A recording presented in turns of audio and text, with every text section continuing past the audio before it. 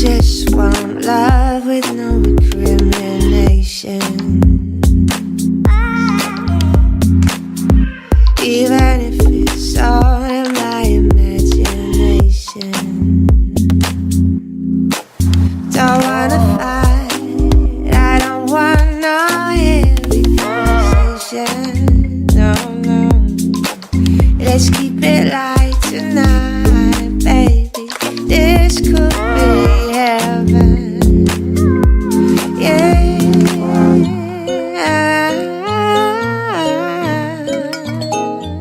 Oh, yeah. The Shell Harbour Coastal Hazard Analysis identifies the northern dune system as being the most vulnerable to long-term erosion and coastal inundation.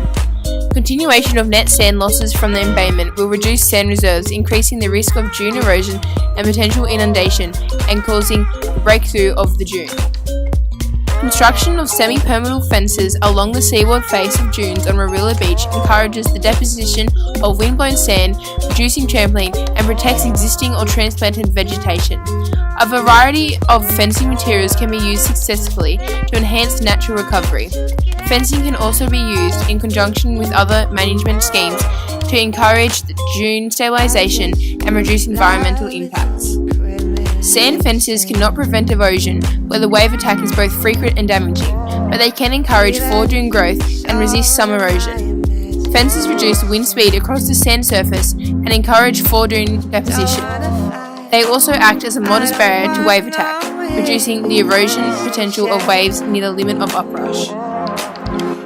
The fencing of Warilla Beach has intergenerational equity because so far the results of fencing the beaches are sustaining the dunes for future generations, and the community are conserving the coastline to prevent any irreversible damage. Also, the beach has intergenerational equity because the Warilla community have responsibility for the effective management of their coast, and so far their actions have started to mend Warilla Beach.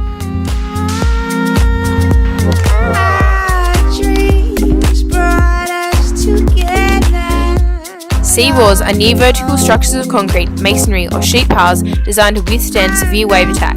Their use was popular in the past, but now they are normally considered to be costly, detrimental to the stability of beaches, and unsuitable for erosion management along the dune shoreline.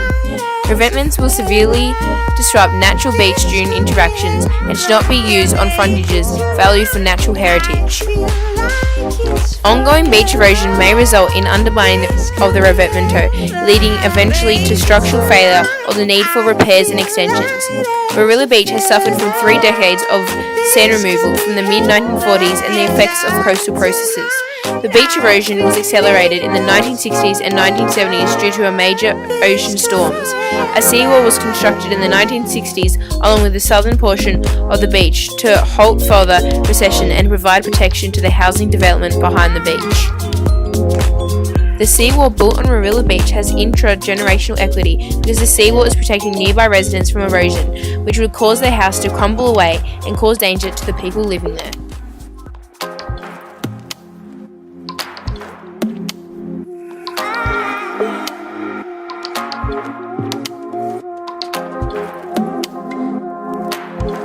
It is essential that the Council improve dune vegetation and restricts access to increase dune stability and assist in the long term.